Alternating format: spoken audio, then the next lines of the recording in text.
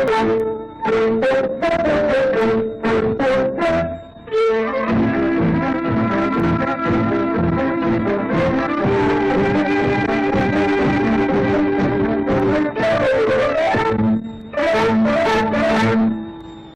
ಕೇಳುಗರಿಗೆಲ್ಲ ನಮಸ್ಕಾರ. ಇವತ್ತಿನ ಯುವವಾಣಿ ಕಾರ್ಯಕ್ರಮಕ್ಕೆ ಆತ್ಮೀಯವಾದ ಸ್ವಾಗತ. ಇವತ್ತಿನ ಯುವವಾಣಿಯಲ್ಲಿ ನಮ್ಮ ಜೊತೆಗಿರೋದು ಈಶ್ವರಿ ಕುಲಕರ್ಣಿ ಅವರು. ವಿಶ್ವ ಮತ್ತು ಆರ್ಥಿಕತೆ ಈ ವಿಷಯಕ್ಕೆ ಸಂಬಂಧಪಟ್ಟ ಹಾಗೆ ತಮ್ಮ ಅಭಿಪ್ರಾಯವನ್ನು ನಿಮ್ಮೆಲ್ಲರ ಜೊತೆ ಹಂಚ್ಕೊತಾ ಇದ್ದಾರೆ. ಅವರ ಅಭಿಪ್ರಾಯ ಹಂಚಿಕೆಗೂ ಮುಂಚೆ ಈಶ್ವರಿ ಅವರ ಪರಿಚಯ ಮಾಡ್ಕೊಂಬೋಣ. ಹಲೋ ಈಶ್ವರಿ. ಹಾಯ್. ಏನು ಮಾಡ್ತಿದ್ದೀರಾ ಈಶ್ವರಿ ನೀವಿವಾಗ? ನಾನಿವಾಗ ಸೀನಿಯರ್ ಪ್ರಾಡಕ್ಟ್ ಕಾಂಪ್ಲೈನ್ಸ್ ಅಸೋಸಿಯೇಟ್ ಅಂತ ಡೆಸಿಗ್ನೇಷನಿಗೆ ವರ್ಕ್ ಮಾಡ್ತಾ ಇದ್ದೀನಿ. ಪ್ರೈವೇಟ್ ಕಂಪನಿಯಲ್ಲಿ ವರ್ಕ್ ಮಾಡ್ತಾ ಇದ್ದೀನಿ. ಓಕೆ. ಇದಕ್ಕೆ ಮುಂಚೆ ಏನು ಮುಗಿಸಿದ್ರಿ ನೀವು ನಿಮ್ಮ ವಿದ್ಯಾಭ್ಯಾಸ? ಸಿವಿಲ್ ಇಂಜಿನಿಯರಿಂಗ್ ಮಾಡಿದ್ದೀನಿ. Okay. Civil engineering last year graduate ಆದೆ. ಸೊ ಹಾಗೆ ಕ್ಯಾಂಪಸ್ ಆಯಿತು. ಸೊ ಜಾಬ್ ಹತ್ತಿದೆ ಇವಾಗ. ನಿಮ್ಮ ಇಂಜಿನಿಯರಿಂಗ್ ಅಂದರೆ ಅದೊಂದು ಟೆಕ್ನಿಕಲ್ ಎಜುಕೇಷನ್ ಆಗೋಯ್ತು. ಅದಕ್ಕೂ ಈ ಎಕಾನಮಿಗೂ ನಿಮ್ಮ ನಂಟು ಬೆಳೆದಿದ್ದು ಹೇಗೆ? ನನಗೆ ಇಂಟ್ರೆಸ್ಟ್ ಇತ್ತು. ಆ್ಯಸ್ ಸಚ್ ನನ್ನ ಎಜುಕೇಷನಲ್ಲಿ ಇದ್ರ ರಿಲೇಟೆಡ್ ಏನೂ ಇರಲಿಲ್ಲ. ಅದು ಕಂಪ್ಲೀಟ್ಲಿ ಟೆಕ್ನಿಕಲ್. ಬಟ್ ನಂಗೆ ಇಂಟ್ರೆಸ್ಟ್ ಇತ್ತು. ಸೊ ಹಾಗೆ ಅದರಿಂದ ನನಗೆ ಇಂಟ್ರೆಸ್ಟಿಂದ ನಾನು ಕಲಿತಾ ಹೋದೆ. ಸೊ ಅದರಿಂದ ಅಷ್ಟೇ ನನಗೆ. ಏನೇನೆಲ್ಲ ಕಲ್ತ್ರಿ ಇದಕ್ಕೆ ಸಂಬಂಧಪಟ್ಟ ಹಾಗೆ? ಸ್ಟಾಕ್ ಮಾರ್ಕೆಟ್ ರಿಲೇಟೆಡ್ ಕಲಿತೆ, ಮತ್ತು ಫಂಡಮೆಂಟಲ್ ಅನಾಲಿಸಿಸ್ ಮತ್ತು ಟೆಕ್ನಿಕಲ್ ಅನಾಲಿಸಿಸ್ ಅಂತ. ಇದು two basic analysis. Stock market any kind of investment ಮಾಡೋದಕ್ಕೆ. ಸೊ ಆ ರಿಲೇಟೆಡ್ ಕಲ್ತ್ಕೊಂಡಿದ್ದೀನಿ ನಾನು, ಫಂಡಮೆಂಟಲ್ ಅನಾಲಿಸಿಸ್ ಮತ್ತು ಟೆಕ್ನಿಕಲ್ ಅನಾಲಿಸಿಸ್ನ. ಗ್ರ್ಯಾಜುಯೇಷನ್ ಮುಗಿದ ಮೇಲೆ ಈ ಕೆಲಸ ಸಿಗೋದಕ್ಕೂ ಮಧ್ಯದಲ್ಲಿ ನಿಮಗೆ ಸಾಕಷ್ಟು ಸಮಯ ಇತ್ತು ಅಂದ್ಕೊಳ್ತೀನಿ. ಯಾಕಂದರೆ ಕೋವಿಡ್ ಕಾಲ, ಅದು ಹೈರಿಂಗ್ ಕಡಿಮೆ ಇತ್ತಲ್ಲ. ಹಾಂ, ಆದರೆ ನನಗೆ ನಂದು ಎಕ್ಸಾಮ್ ಮುಗಿದು 4 ಡೇಸಿಗೆ ನಾನು ಜಾಬ್ ಜಾಯಿನ್ ಆಗಬೇಕಿತ್ತು. ಸೊ ನನಗೆ ಜಾಸ್ತಿ ಟೈಮ್ ಇರಲಿಲ್ಲ ಆವಾಗ. ಅದಕ್ಕಿಂತ ಮುಂಚೆ ಬಟ್ ಡ್ಯೂರಿಂಗ್ ಕೋವಿಡ್ ಯಾವಾಗ ಲಾಕ್ಡೌನ್ ಆಯಿತು ಅವಾಗ ನನಗೆ ಟೈಮ್ ಇತ್ತು. ಆವಾಗ ಓದೋದು ಏನು ಜಾಸ್ತಿ ಮಾಡಲಿಲ್ಲ ನಿಜ ಹೇಳಬೇಕಂದ್ರೆ. ಸೊ ಆವಾಗ ಇನ್ನೂ ಜಾಸ್ತಿ ಇಂಟ್ರೆಸ್ಟ್ ಬೆಳೀತು ಇದ್ರ ಮೇಲೆ. ಸೊ ಆವಾಗ ಜಾಸ್ತಿ ಕಲ್ತ್ಕೊಂಡೆ ನಾನು ಫೈನಾನ್ಸ್ ಬಗ್ಗೆ. ಹಾಂ, ಕಲ್ತ್ಕೊಂಡು ಅದರಲ್ಲಿ ಏನಾದರೂ ಒಂದಿಷ್ಟು ಕೆಲಸ ಮಾಡಿದ್ರಾ ಆ ಫೀಲ್ಡಲ್ಲಿ? ಕೆಲಸ ಮಾಡಲಿಲ್ಲ, ಬಟ್ ಇನ್ವೆಸ್ಟ್ಮೆಂಟ್ಸ್ ಮಾಡಿದೆ ಮುಂಚೆ. ಅದಕ್ಕಿಂತ ಮುಂಚೆ ಏನಾಗಿತ್ತು ಅಂತ ಅಂದರೆ ಬಿಟ್ಸ್ ಆ್ಯಂಡ್ ಪೀಸಸ್ ಗೊತ್ತಿತ್ತು ನನಗೆ, ಬಟ್ ಅಪ್ಲೈ ಮಾಡೋದಕ್ಕೆ ಒಂದು ಫ್ಲೋ ಇರಲಿಲ್ಲ. ಸೊ ಕೋವಿಡ್ ಟೈಮಲ್ಲಿ ಸಾಕಷ್ಟು ಟೈಮ್ ಇದ್ದಿದ್ದರಿಂದ ಆ ಟೈಮಲ್ಲಿ ಕಲ್ತ್ಕೊಳ್ಳೋಕ್ಕಾಯ್ತು. ಅದೆಲ್ಲ ಅಪ್ಲಿಕೇಶನ್ ಎಲ್ಲನೂ ಕಲ್ತ್ಕೊಳ್ಳೋಕ್ಕಾಯ್ತು. ಸೊ ಅದರಿಂದ ಹೆಲ್ಪ್ ಆಯಿತು. ಕೋವಿಡ್ ಅದಕ್ಕೆ ತುಂಬ ಹೆಲ್ಪ್ ಆಯಿತು ನನಗೆ. ಇದ್ರ ಜೊತೆಗೆ ನೀವು ಈ ಸ್ಟಾಕ್ ಮಾರ್ಕೆಟಿಗೆ ಸಂಬಂಧಪಟ್ಟ ಹಾಗೆ ಕ್ಲಾಸಸ್ಸು ಕಂಡಕ್ಟ್ ಮಾಡ್ತೀರಾ? ಹಾಂ, ಕ್ಲಾಸಸ್ ಕಂಡಕ್ಟ್ ಮಾಡ್ತೀನಿ. ಬಿಗಿನರ್ಸಿಗೆ ಕ್ಲಾಸಸ್ ಕಂಡಕ್ಟ್ ಮಾಡ್ತೀನಿ. ಸೊ ಇವಾಗ ಜಾಬ್ ನಡೀತಿರೋದ್ರಿಂದ ಸ್ವಲ್ಪ ಪಾಸ್ ಮಾಡಿದ್ದೀನಿ, ಬಟ್ ರೆಸ್ಯೂಮ್ ಮಾಡ್ತೀನಿ ಇನ್ನು ಸ್ವಲ್ಪ ದಿನದಲ್ಲಿ. ಸೊ 3 ಬ್ಯಾಚಸ್ ಮುಗ್ದಿದೆ. ಸೊ ಇವಾಗ ನೆಕ್ಸ್ಟ್ ಸ್ಟಾರ್ಟ್ ಮಾಡೋದು will be the 4th batch. ಏನು ಹೇಳ್ಕೊಡ್ತೀರಾ? ಅಂದರೆ ಯಾರನ್ನ ಸೆಲೆಕ್ಟ್ ಮಾಡ್ತೀರಾ? ಅಂದರೆ ಎನ್ಕ್ವೈರ್ ಮಾಡಿ ಯಾರಿಗಾದ್ರೂ ಇಂಟ್ರೆಸ್ಟ್ ಇದೆ ಅಂದರೆ ಅದಕ್ಕೇನು ಎಲಿಜಿಬಿಲಿಟಿ ಕ್ರೈಟೀರಿಯಾ ಥರ ಏನಿಲ್ಲ. So anybody who is interested in investing, but ಅವ್ರಿಗೆ ಐಡಿಯಾ ಇರಲ್ಲ ಏನು ನೋಡಬೇಕು, ಏನು ಓದಬೇಕು, what are the things to look into it, ಏನು ಫ್ಯಾಕ್ಟರ್ಸ್ ಕನ್ಸಿಡರ್ ಮಾಡಬೇಕು ಅಂತ. ಸೊ ಬಿಗಿನರ್ಸಿಗೆ ಈ ಕ್ಲಾಸಸ್ನ ತೊಗೊಳ್ತಾ ಇದ್ದೀನಿ ನಾನು. ಓಕೆ. ಈಗ ನಮ್ಮ ಕೇಳುಗರು ಕಾಯ್ತಾ ಇದ್ದಾರೆ ಅನ್ಸುತ್ತೆ ಆರ್ಥಿಕತೆ ಬಗ್ಗೆ ಈಶ್ವರಿ ಏನು ಹೇಳ್ತಾರೆ ಅಂತ ಕೇಳೋದಕ್ಕೋಸ್ಕರ. ನಾನು ಇವಾಗ 2008 ಒಂದು ಗ್ರೇಟ್ ರಿಸೆಷನ್ ಆಯಿತು, ಅದರ ಬಗ್ಗೆ ಹೇಳ್ತಾ ಅದರಲ್ಲಿ ಏನಾಯಿತು ಆ್ಯಂಡ್ ಕೋವಿಡ್ ಟೈಮಲ್ಲೂ ಸಿಮಿಲರ್ ಪ್ಯಾಟರ್ನ್ ನೋಡ್ತೀವಿ ನಾವು. ಸೊ ಅದರ ಬಗ್ಗೆ ಹೇಳ್ತೀನಿ. ಖಂಡಿತ. ಸೊ 2008 ಹ್ಯೂಜ್ ಎಕಾನಮಿಕ್ ಫಾಲ್ ಆಯಿತು. ಅದನ್ನ housing bubble, great recession, credit bubble ಈ ಥರ ಎಲ್ಲನೂ ಕರಿತೀವಿ ನಾವು. ಇದು ಸ್ಟಾರ್ಟ್ ಆಗಿದ್ದು 2004 ಯಾವಾಗ home ownership percentage peak reach ಆಗಿ 69.2% of people in the US own ಮಾಡಿದ್ರು ಹೌಸ್ನ. ಸೊ ಅಮೆರಿಕಾದಲ್ಲಿರುವಂಥ ಇಷ್ಟೊಂದು ಜನದ ಹತ್ರ ತಮ್ಮದೇ ಆದ ಸ್ವಂತ ಮನೆ ಇತ್ತು. ಸೊ ಆವಾಗ ಏನಾಯಿತು, ಇವಾಗ ನಾನು ಮನೆ ತೊಗೊಳ್ಬೇಕು ಅಂತ ಇದ್ದೀನಿ ಅಂದರೆ ಆಬ್ವಿಯಸ್ಲಿ ನಂಗೆ ಲೋನ್ ಬೇಕಾಗತ್ತೆ. ಆ್ಯಂಡ್ ಲೋನ್ ಸಿಗಬೇಕಂದ್ರೆ ನಾನು ಮಾರ್ಟ್ಗೇಜ್ ಇಡಬೇಕಾಗತ್ತೆ. ಸೊ ಮಾರ್ಟ್ಗೇಜಲ್ಲಿ ಮತ್ತೆ 2 ಥರ ಇದೆ. ಇದು ತುಂಬ ಇಂಪಾರ್ಟೆಂಟ್, ಯಾಕಂದರೆ ಆವಾಗ ಆಗಿದ್ದು ಯಾವ ಮಾರ್ಟ್ಗೇಜ್ ಬಬಲ್ ಅಂತ ನಮಗೆ ಬೇಕು. ಸೊ ಮಾರ್ಟ್ಗೇಜಲ್ಲಿ ಏಕೆಂದರೆ 2 ಟೈಪ್ಸ್. ಪ್ರೈಮ್ ಮತ್ತು ನಾನ್ ಪ್ರೈಮ್ ಮಾರ್ಟ್ಗೇಜ್. ನಾನ್ ಪ್ರೈಮ್ನ ಸಬ್ ಪ್ರೈಮ್ ಮಾರ್ಟ್ಗೇಜ್ ಅಂತ ಕೂಡ ಕರೀತಾರೆ. ಸೊ ಜನರಲಿ ಪ್ರೈಮ್ ಮಾರ್ಟ್ಗೇಜ್ ಬಂದು ಕ್ರೆಡಿಟ್ ಸ್ಕೋರ್ ಚೆನ್ನಾಗಿ ಯಾರಿಗಿರತ್ತಲ್ಲ ಅವರಿಗೆ ಪ್ರೈಮ್ ಮಾರ್ಟ್ಗೇಜ್ ಸಿಗುತ್ತೆ. ಯಾರ್ದು ಕ್ರೆಡಿಟ್ ಸ್ಕೋರ್ 640ಗಿನ ಕಡಿಮೆ ಇರುತ್ತೆ ಅವ್ರಿಗೆ ಯೂಶ್ವಲಿ ಸಬ್ ಪ್ರೈಮ್ ಮಾರ್ಟ್ಗೇಜ್ ಆಪ್ಷನ್ ಅವೈಲಬಲ್ ಇರುತ್ತೆ. ಸೊ ಈ ಥರ ಮಾರ್ಟ್ಗೇಜ್ಗೆ ಇಂಟ್ರೆಸ್ಟ್ ರೇಟ್ ಕೂಡ ಜಾಸ್ತಿ ಇರುತ್ತೆ. ಸೊ 2008 ಕ್ರೈಸಿಸ್ಗೆ ಮೇಜರ್ ಇಶ್ಯೂ ಆಗಿದ್ದು ಏನಂದರೆ banks started lending more and more sub prime loans. ಅಂದರೆ ಜಾಸ್ತಿ ಸಬ್ ಪ್ರೈಮ್ ಮಾರ್ಟ್ಗೇಜ್ನ ತೊಗೊಂಡು ಲೋನ್ಸ್ ಕೊಡೋದಕ್ಕೆ ಸ್ಟಾರ್ಟ್ ಮಾಡಿದ್ರು. ಆ ಸಬ್ ಪ್ರೈಮ್ ಮಾರ್ಟ್ಗೇಜ್ಗೂ ಅವರು ಪ್ರಾಪರ್ ಸ್ಕ್ರೀನಿಂಗ್ ಮಾಡ್ತಾ ಇರಲಿಲ್ಲ. ಸೊ ಅದರಿಂದ ಈ ಬಬಲ್ ಆಯಿತು, ಹೌಸಿಂಗ್ ಬಬಲ್ ಆಯಿತು. ಕಡಿಮೆ ಇಂಟ್ರೆಸ್ಟ್ಗೆ ಲೋನ್ ಸಿಗ್ತಾ ಇದೆ ಅಂತ ಜಾಸ್ತಿ ಜನ ಸಬ್ ಪ್ರೈಮ್ ಮಾರ್ಟ್ಗೇಜ್ ಲೋನ್ ತೊಗೊಳ್ಳೋದು ಕೂಡ ಶುರು ಮಾಡಿದರು. So which led to 69.2% of home ownership. So obviously ಇಷ್ಟು ಈಸಿಲಿ ಲೋನ್ ಸಿಕ್ಕು ಕ್ಯಾಶ್ ಇನ್ಫ್ಲೋ ಇದೆ ಅಂತ ಅಂದರೆ ಲಿಕ್ವಿಡಿಟಿ ಜಾಸ್ತಿ ಆಗುತ್ತೆ. ಸೊ ಲಿಕ್ವಿಡಿಟಿ ಜಾಸ್ತಿ ಇದೆ ಅಂತಲೇ ಅರ್ಥ ಹಾಗಂದರೆ. ಸೊ ಲಿಕ್ವಿಡಿಟಿ ಜಾಸ್ತಿ ಆದಂಗೆ ಇನ್ಫ್ಲೇಷನ್ ಕೂಡ ಜಾಸ್ತಿ ಆಗುತ್ತೆ. ಸೊ ಒಂದು ಎಕ್ಸಾಂಪಲ್ ಕೊಡ್ತೀನಿ ಇದಕ್ಕೆ. ಇವಾಗ ನನ್ನ ಹತ್ರ 100 ರೂಪೀಸ್ ಇದೆ ಅಂತ ಅಂದರೆ ನಾನು 10 ರೂಪಾಯಿಗೂ ಬಾರ್ಗೇನ್ ಮಾಡ್ತೀನಿ, ಯಾಕಂದ್ರೆ ನನ್ನ ಹತ್ರ ಇರೋದು ಬರೀ 100 ರೂಪಾಯಿ. ಅದೇ ನನ್ನ ಹತ್ರ 1000 ರೂಪಾಯಿ ಇದೆ ಅಂತ ಅಂದರೆ ನಾನು 10 ರೂಪಾಯಿ ವಸ್ತುನ 15 ರೂಪಾಯಿ ಕೊಟ್ಟು ಕೂಡ ತಗೊಳ್ಬೋದು. ಸೊ ಇದನ್ನ ಪರ್ಚೇಸಿಂಗ್ ಪವರ್ ಅಂತಾರೆ. ಸೊ ಪರ್ಚೇಸಿಂಗ್ ಪವರ್ ಜಾಸ್ತಿ ಆಯಿತು ಅಂತ ಅಂದರೆ ಕಾಸ್ಟ್ ಜಾಸ್ತಿ ಆಗುತ್ತೆ. ಜನರಲಿ ಎಲ್ಲಾದ್ರದ್ದು ರೇಟ್ಸ್ ಜಾಸ್ತಿ ಆಗುತ್ತೆ. ಇದನ್ನು ಇನ್ಫ್ಲೇಷನ್ ಅಂತ ನಾವು ಕರಿತೀವಿ. ಓಕೆ. ಸೊ ಈ ಸಿಚುವೇಶನ್ ಆಯಿತು, ಆವಾಗ ಇನ್ಫ್ಲೇಷನ್ ಜಾಸ್ತಿ ಆಯಿತು. ಯಾಕಂದರೆ ಲೋನ್ ಈಸಿಲಿ ಸಿಗ್ತಿತ್ತು, ಕ್ಯಾಶ್ ಇನ್ಫ್ಲೋ ಜಾಸ್ತಿ ಇತ್ತು ಅಂತ ಹೇಳಿ they were also ready to spend. So ಅದರಿಂದ ಇನ್ಫ್ಲೇಷನ್ ಜಾಸ್ತಿ ಆಯಿತು. ಈ ಸಿಚುವೇಶನ್ ಬರೋಕ್ಕಿಂತ ಮುಂಚೆ ಇನ್ಫ್ಲೇಷನ್ ರೇಟ್ 2.31% ಇತ್ತು. ಹಾಗೆ ಇಂಟ್ರೆಸ್ಟ್ ರೇಟ್ 4.3% ಇತ್ತು.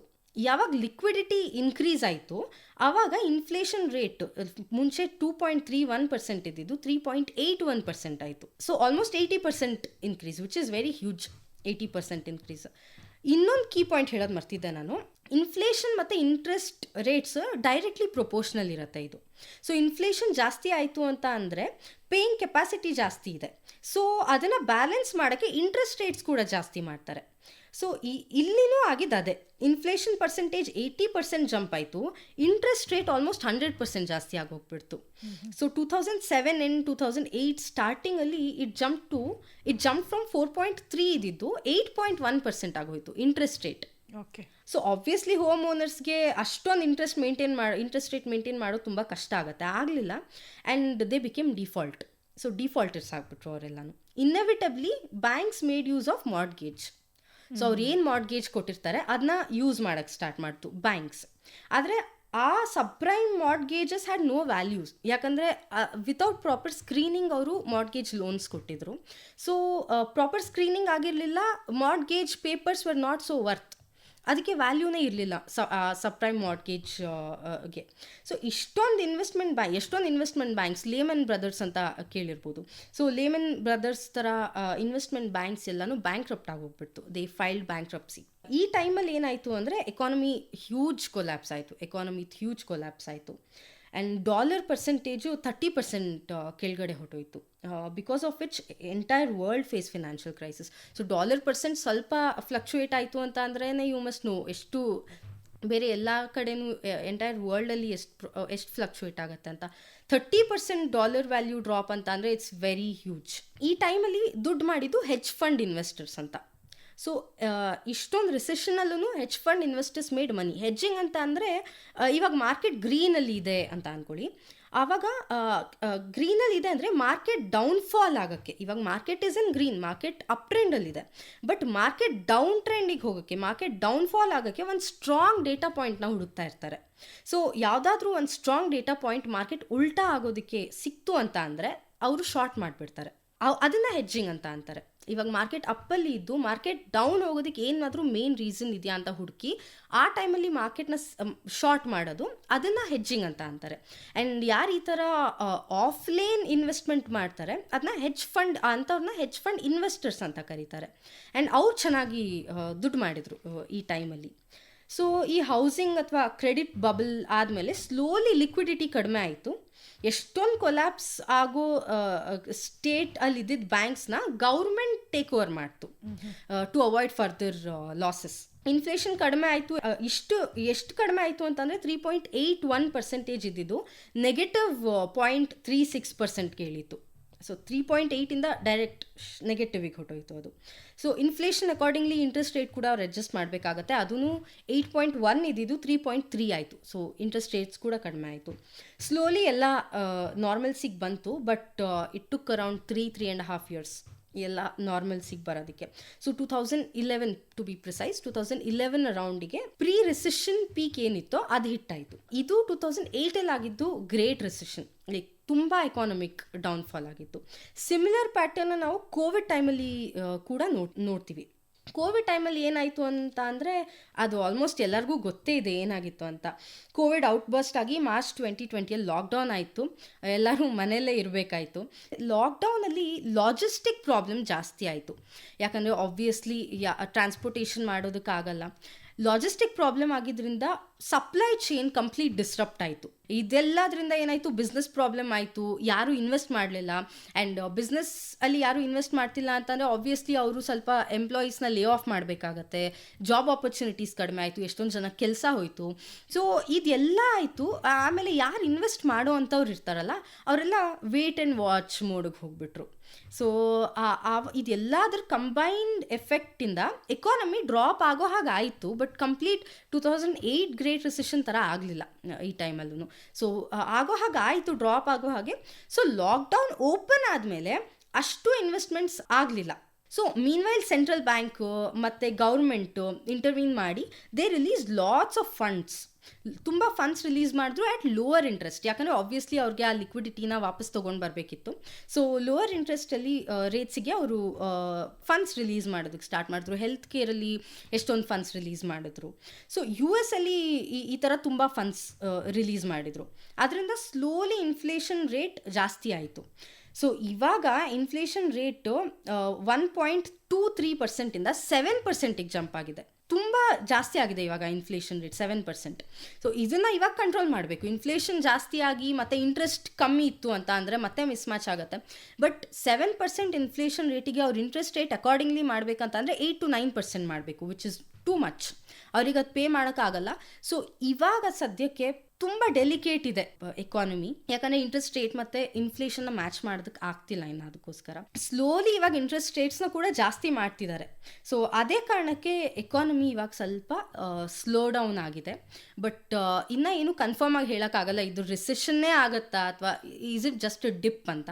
ಸೊ ಏನಾಗುತ್ತೆ ಅಂತ ಮುಂದೆ ಕಾದು ನೋಡಬೇಕಿದೆ. ಇತ್ತೀಚಿನ ದಿನಗಳಲ್ಲಿ ನಾವು ತುಂಬ ಕೇಳ್ತೀವಿ ಏನಂತಂದರೆ inflation is on the rise ಅಂತ ಹೇಳ್ತಾ ಇರೋದನ್ನು ನಾವು ಕೇಳ್ತೀವಿ. ಸೊ ಇದು ಸಾಮಾನ್ಯ ಜನಜೀವನದ ಮೇಲೆ ಯಾವ್ಯಾವ ರೀತಿ ಪರಿಣಾಮ ಬೀರಬಹುದು ಅಂತ ಯೋಚಿಸಿದ್ರೆ? ಓಕೆ, ಸೊ ಇನ್ಫ್ಲೇಷನ್ ಅನ್ನೋದೇನು, inflation is on the rise, that is true. But ಇದರಲ್ಲಿ ಏನು ಭಯ ಪಡೋ ಅಂತ ನೆಸೆಸಿಟಿ ಇಲ್ಲ. ಯಾಕಂದರೆ ಆತಂಕ ಪಡ್ಕೊಳ್ಳೋ ಅಂಥದ್ದಿಲ್ಲ. ಹಾಂ, ಇದು ಸೈಕಲ್. ಯಾವುದೇ ಒಂದು ಗ್ರೇಟ್ ರಿಸೆಷನ್ ಆದಮೇಲೂ, ಇವಾಗ ಕೋವಿಡ್ದು ಗ್ರೇಟ್ ರಿಸೆಷನ್ ಥರ ಏನಾಗಲಿಲ್ಲ. 2008ದೇ ಅಷ್ಟು ಹ್ಯೂಜ್ ಎಕಾನಮಿಕ್ ಡೌನ್ಫಾಲ್ ಆದಾಗೇ ನಾರ್ಮಲ್ಸಿಗೆ ಬಂದಿದೆ ಅಂತ ಅಂದರೆ ಇದು ನಾರ್ಮಲ್ಸಿಗೆ we are almost on the normalcy. ಇವಾಗ ನಾರ್ಮಲ್ಸಿ ಟುವರ್ಡ್ಸೇ ಇದ್ದೀವಿ ನಾವು. ಸೊ ಇದರಲ್ಲೇನು ಭಯ ಪಡೋ ಅಂಥದ್ದಿಲ್ಲ. It is a cycle. So ಯಾವಾಗ ನಮಗೆ ಲಿಕ್ವಿಡಿಟಿ ಜಾಸ್ತಿ ಆಗುತ್ತೆ, ಕ್ಯಾಶ್ ಇನ್ಫ್ಲೋ ಜಾಸ್ತಿ ಇರುತ್ತೆ, ನಾವು ತುಂಬ ಪರ್ಚೇಸಿಂಗ್ ಪವರ್ ಜಾಸ್ತಿ ಆಗುತ್ತೆ, ಆವಾಗ ಇನ್ಫ್ಲೇಷನ್ ಜಾಸ್ತಿ ಆಗೋದು ತುಂಬಾ ಕಾಮನ್. ಸೊ ಇವಾಗೂ ಅದೇ ಆಗ್ತಾ ಇದೆ. ಯಾಕಂದರೆ ಅವರು ಇಂಟ್ರೆಸ್ಟ್ ರೇಟ್ಸ್ ಕಮ್ಮಿ ಮಾಡಿದರು ಡ್ಯೂರಿಂಗ್ ಕೋವಿಡ್.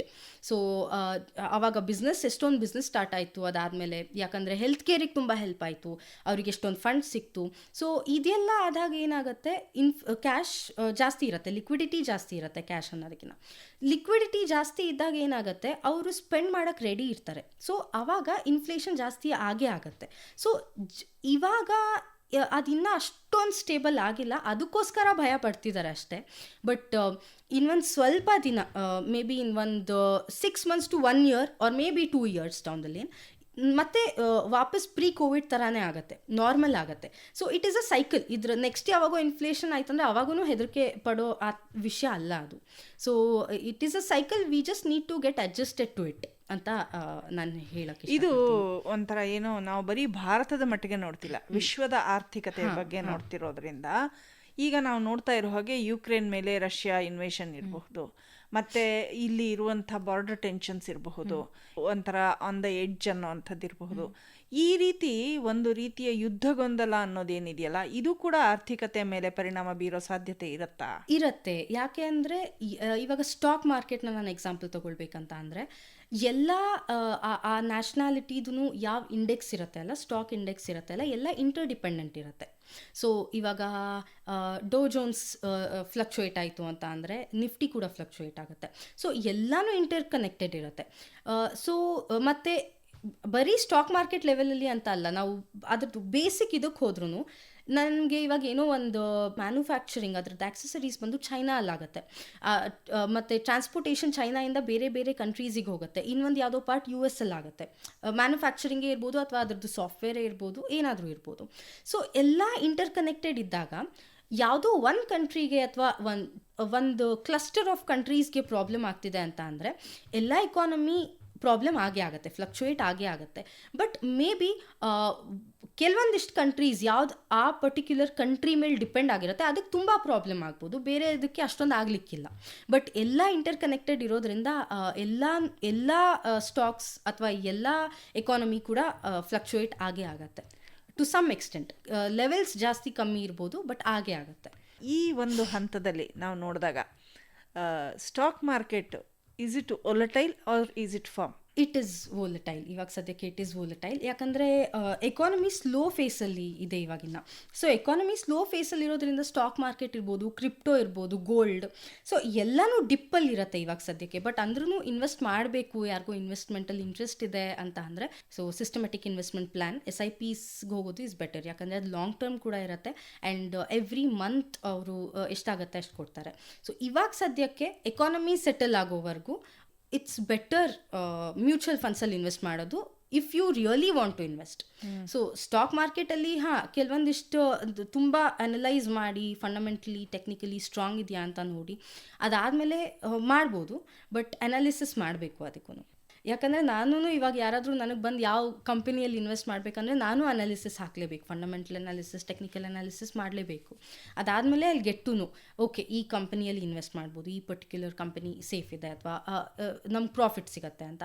ಬಟ್ ಜನರಲಿ ನೋಡೋದಕ್ಕೆ ಹೋದರೆ ಸ್ಟಾಕ್ ಮಾರ್ಕೆಟ್, ಕ್ರಿಪ್ಟೋ ಇದೆಲ್ಲನೂ ಇವಾಗಿನ ವೋಲಟೈಲ್ ಇದೆ. ಒಂದೇ ಒಂದು ಸೂಕ್ಷ್ಮವಾದ ಪ್ರಶ್ನೆ ಅನಿಸುತ್ತೆ ಈಶ್ವರಿ, ಏನಂತಂದರೆ ಎಂಥೆಂಥ ಆರ್ಥಿಕ ತಜ್ಞರೆಲ್ಲರೂ ಯೋಚನೆ ಮಾಡುವಂಥ ಹಂತದಲ್ಲಿ ಇದ್ದಾರೆ ಇವಾಗ.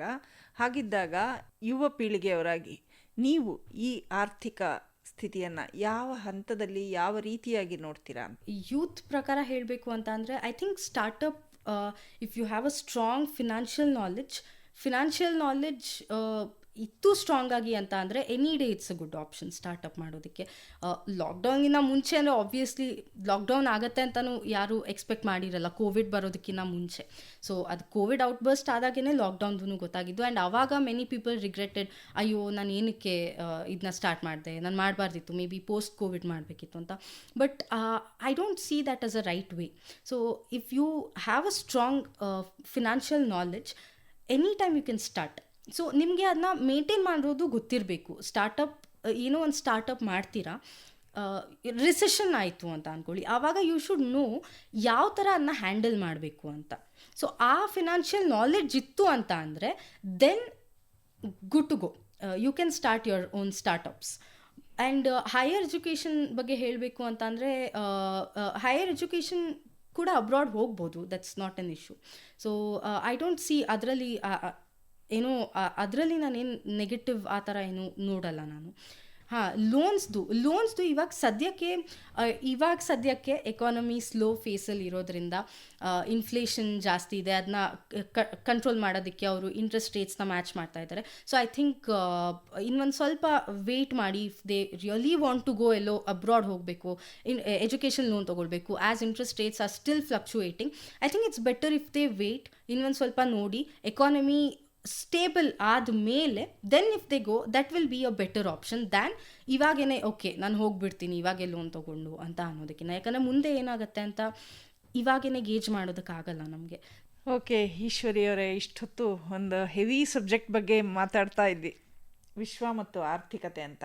ಎಲ್ರೂ ಕಣ್ಮುಂದೆ ಈಗ ಸದ್ಯಕ್ಕೆ ಕಾಂಚನಾನೇ ಕುಣಿತಾ ಇರುತ್ತೆ ಅನಿಸುತ್ತೆ.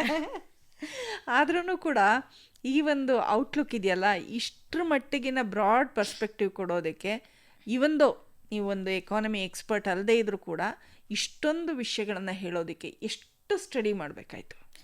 ತುಂಬ ಸ್ಟಡಿ ಮಾಡಬೇಕಾಯ್ತು. ಅಂದರೆ ಇಟ್ಸ್ ನಾಟ್ ಲೈಕ್ ಒಂದು ದಿನ ಓದಿದೆ ಆ್ಯಂಡ್ ಇಷ್ಟು ಬರುತ್ತೆ. ನನಗೆ ಎಷ್ಟೊಂದು ಗೊತ್ತಿಲ್ಲ ಹೇಳಬೇಕು ಅಂತ ಅಂದರೆ. ಸೊ ಬಟ್ ಇಷ್ಟು ಗೊತ್ತಾಗೋದಕ್ಕೂ ಒಂದು ದಿನದಲ್ಲಿ ಓದಿ ತಿಳ್ಕೊಳ್ಳೋದಲ್ಲ. You should always be having that curiosity to learn, to look into such matters. So ಆವಾಗೇ ಅದು ಕನೆಕ್ಟ್ ಆಗ್ತಾ ಹೋಗುತ್ತೆ. ನೆಕ್ಸ್ಟ್ ಏನು ಓಕೆ ಇದಕ್ಕೆ ಹಿಂಗಾಗ್ತಿದೆ. ಸೊ ಆ ಕನೆಕ್ಷನ್ ಸಿಕ್ಕಿದ್ರೆ ಫ್ಲೋ ಸಿಕ್ಬಿಡತ್ತೆ ನಿಮಗೆ. ಓಕೆ ಹಿಂಗಾಗ್ತಿದೆ ನೆಕ್ಸ್ಟ್ ಏನಾಗ್ಬೋದು ಅಂತ. ಇದುವರೆಗೂ ನಮ್ಮ ಯುವವಾಣಿ ಕಾರ್ಯಕ್ರಮದಲ್ಲಿ ಭಾಗವಹಿಸಿ ನಿಮ್ಮ ಮಾತನ್ನ, ಅಭಿಪ್ರಾಯವನ್ನು ಹಂಚಿಕೊಂಡಿದ್ದಕ್ಕೆ ತುಂಬ ಧನ್ಯವಾದಗಳು. Thank you. ಇನ್ನು ಒಂದು ಗೀತೆಯನ್ನು ಕೇಳ್ತಾ ಇವತ್ತಿನ ಕಾರ್ಯಕ್ರಮ ಮುಗಿಸೋಣ. ಕೇಳಿದ್ರೆ ವಿಶ್ವ ಮತ್ತು ಆರ್ಥಿಕತೆ ಈ ಬಗ್ಗೆ ತಮ್ಮ ಅಭಿಪ್ರಾಯವನ್ನು ಇದುವರೆಗೂ ನಿಮ್ಮ ಜೊತೆ ಹಂಚಿಕೊಂಡವರು ಈಶ್ವರಿ ಕುಲಕರ್ಣಿ. ಕುರುಡು ಕಾಂಚಾಣ ಕುಣಿಯುತ್ತಲಿತ್ತು, ಕಾಲಿಗೆ ಬಿದ್ದವರ ತುಳಿಯುತ್ತಲಿತ್ತು. ಕುರುಡು ಕಾಂಚಾಣ ಕುಣಿಯುತ್ತಲಿತ್ತು, ಕಾಲಿಗೆ ಬಿದ್ದವರ ತುಳಿಯುತ್ತಲಿತ್ತು. ಕುರುಡು ಕಾಂಚಾಣ ಕುರುಡು ಕಾಂಚಾಣ ಕುರುಡು ಕಾಂಚಾಣ ಕುರುಡು ಕಾಂಚಾಣ ಕುರುಡು ಕಾಂಚಾಣ ಕುಣಿಯುತ್ತಲಿತ್ತು, ಕಾಲಿಗೆ ಬಿದ್ದವರ ತುಳಿಯುತ್ತಲಿತ್ತು. ಕುರುಡು ಕಾಂಚಾಣ ಕುಣಿಯುತ್ತಲಿತ್ತು, ಕಾಲಿಗೆ ಬಿದ್ದವರ ತುಳಿಯುತ್ತಲಿತ್ತು.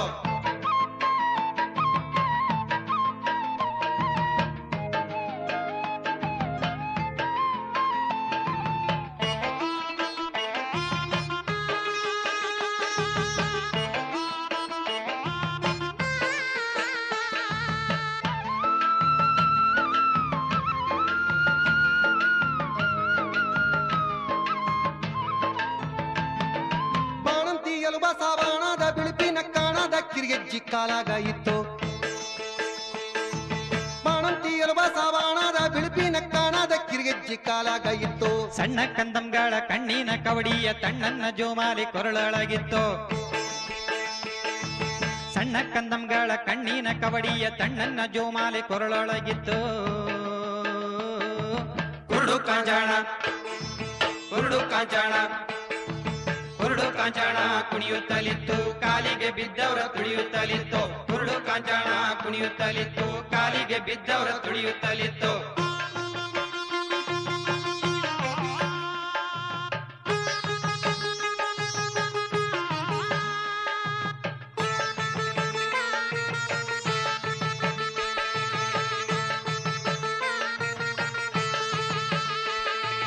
ಬಡವರ ಒಡಲಿನ ಬಡಬಾನಲದಲ್ಲಿ ಸುಡು ಸುಡು ಪಂಜು ಕೈಯೊಳಗಿತ್ತು.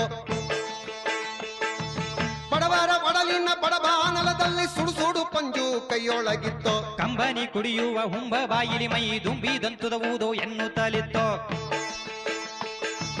ಕಂಬನಿ ಕುಡಿಯುವ ಹುಂಬ ಬಾಯಿಲಿ ಮೈ ದುಂಬಿದಂತುದ ಊದೋ ಎನ್ನುತ್ತಲಿತ್ತು. ಕುರುಡು ಕಾಂಚಾಣ ಕುರುಡು ಕಾಂಚಾಣ ಕುರುಡು ಕಾಂಚಾಣ ಕುಣಿಯುತ್ತಲಿತ್ತು, ಕಾಲಿಗೆ ಬಿದ್ದವರ ತುಳಿಯುತ್ತಲಿತ್ತು. ಕುರುಡು ಕಾಂಚಾಣ ಕುಣಿಯುತ್ತಲಿತ್ತು, ಕಾಲಿಗೆ ಬಿದ್ದವರ ತುಳಿಯುತ್ತಲಿತ್ತು.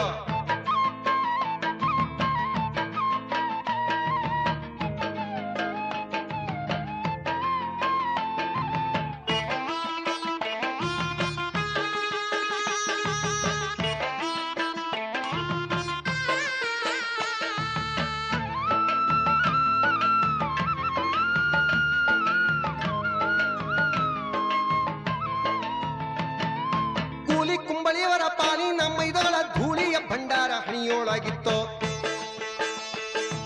ಕೂಲಿ ಕುಂಬಳಿಯವರ ಪಾಲಿನ ಮೈದಗಳ ಧೂಳಿಯ ಭಂಡಾರ ಹಣಿಯೊಳಗಿತ್ತು. ಗುಡಿಯೊಳಗೆ ಗಣನಾಮ ಹಡಿಯೊಳಗೆ ತನನ ಅಂಗಡಿಯೊಳಗ ಝಣನಾನ ನುಡಿಗೋಡುತ್ತಿತ್ತು. ಗುಡಿಯೊಳಗೆ ಗಣನಾಮ ಹಡಿಯೊಳಗೆ ತನನ ಅಂಗಡಿಯೊಳಗ ಝಣನಾನ ನುಡಿಗೋಡುತ್ತಿತ್ತು. ಕುರುಡು ಕಾಂಚಾಣ ಕುರುಡು ಕಾಂಚಾಣ ಕುರುಡು ಕಾಂಚಾಣ ಕುಣಿಯುತ್ತಲಿತ್ತು, ಕಾಲಿಗೆ ಬಿದ್ದವರ ತುಳಿಯುತ್ತಲಿತ್ತು. ಕುರುಡು ಕಾಂಚಾಣ ಕುಣಿಯುತ್ತಲಿತ್ತು, ಕಾಲಿಗೆ ಬಿದ್ದವರ ತುಳಿಯುತ್ತಲಿತ್ತು.